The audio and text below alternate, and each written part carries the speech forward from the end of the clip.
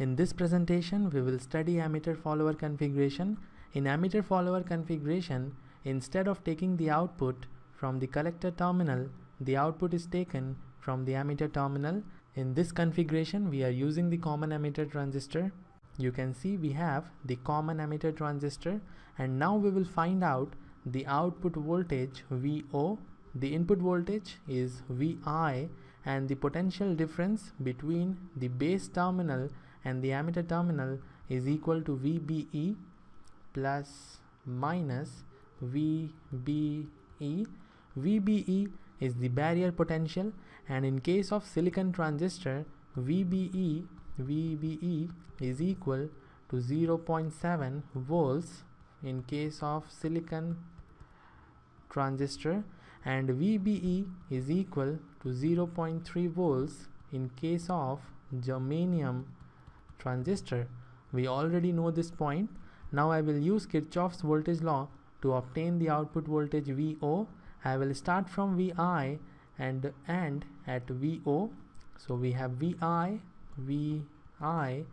minus VBE.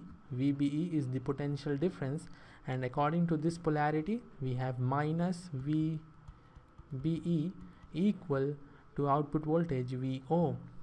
Output voltage VO.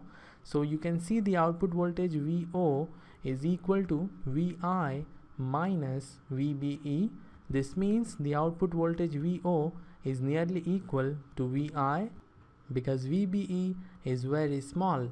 For example, if voltage Vi is equal to 40 volts, then the output voltage VO is equal to 39.3 volts in case of silicon, and it is equal to 39.7 volts in case of germanium.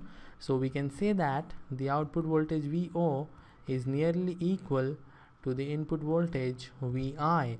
Now we will find out the voltage gain. The voltage gain AV is equal to ratio of output voltage to the input voltage. Output voltage and input voltage are nearly same. This means the voltage gain is nearly equal to 1. This is very important point. In case of emitter follower configuration, the voltage gain is equal to 1. Now we will move to one very important question. Why we call this configuration emitter follower configuration? Till now we know two things about the emitter follower configuration. The first thing is about the construction. We are taking the output voltage from the emitter terminal instead of collector terminal, and the second thing is the voltage gain. Voltage gain is equal to 1 or unity in case of emitter follower configuration, but still it is not clear why we are calling this particular configuration emitter follower configuration. So in the next part of this lecture, we will try to find out the answer of this question. We already know there is 180-degree phase shift between the output voltage and the input signal when the output voltage is taken from the collector terminal. There is 180-degree phase shift between the output voltage and the input signal, but when we take the output voltage from the emitter terminal, the output voltage is in phase with the input signal. This means both VO and Vi will attain their positive and negative peak values at the same time, and it is like VO is following the input signal Vi, and because of this reason we call this configuration emitter follower configuration. I will repeat the reason once more. In case of emitter follower configuration, we take the output voltage from the emitter terminal instead of collector terminal, and when we take the output from the collector terminal, there is 180-degree phase shift between the output voltage and the input signal.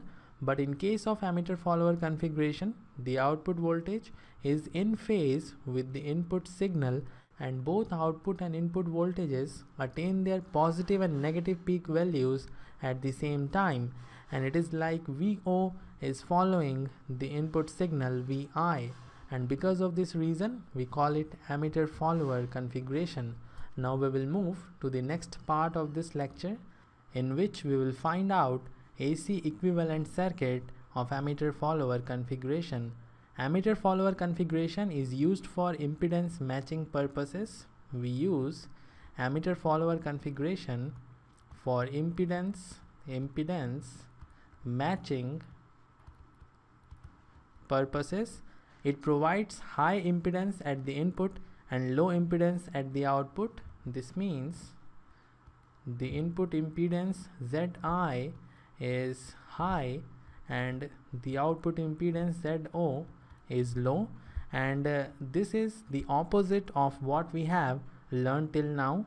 In standard fixed bias configuration, the input impedance is low and the output impedance is high. So whenever we have a situation in which we require high input impedance and low output impedance, we use the emitter follower configuration. To obtain the AC equivalent circuit, we need to short circuit all the DC sources. This means we will short circuit VCC, and after that we will short circuit all the capacitors. There are only two capacitors, C1 and C2. There is no bypass capacitor, because if we have a bypass capacitor and if you short circuit this bypass capacitor, the resistor Re will short circuited and the voltage Vo will be equal to 0. So there is no bypass capacitor. C1 and C2 will be short circuited. VCC is also short circuited, so I will remove VCC and we will connect this terminal and this terminal to the ground. So let's connect these two terminals to the ground. You can see collector is grounded, and this is the same condition you will find in common collector configuration. So this is homework for you. You have to prove common collector configuration is similar to the emitter follower configuration. Now I will rearrange this circuit to obtain the AC equivalent circuit. This is the AC equivalent circuit of the emitter follower configuration. You can see we have connected the collector terminal to the ground. We have connected collector terminal to the ground, and we have also connected this terminal of resistance RB to the ground. We have connected this terminal of resistance RB to the ground, and for proper analysis we need to replace the transistor with its equivalent model, and I will replace the transistor with its Re equivalent model. So we will replace the transistor with its Re equivalent model. We already know how to deal with Re equivalent model. We have resistance beta plus 1 Re, and then we have current controlled current source like this. This resistance is beta plus 1 Re, and we already know beta is a large quantity, so beta plus 1 is nearly equal to beta. So in place of beta plus 1 Re, for simplification I will write beta Re. This is the current dependent source. I will draw it little bit larger.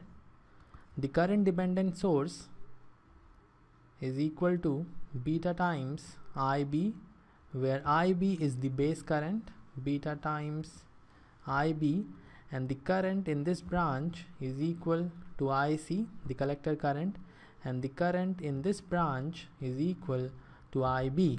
So this is the complete circuit, and we can use this circuit to obtain the input and output impedances, current and voltage gains, and I will cover this portion of this topic in the next presentation. If you have any doubt in this lecture, you may ask in the comment section. I will end this lecture here. See you in the next one.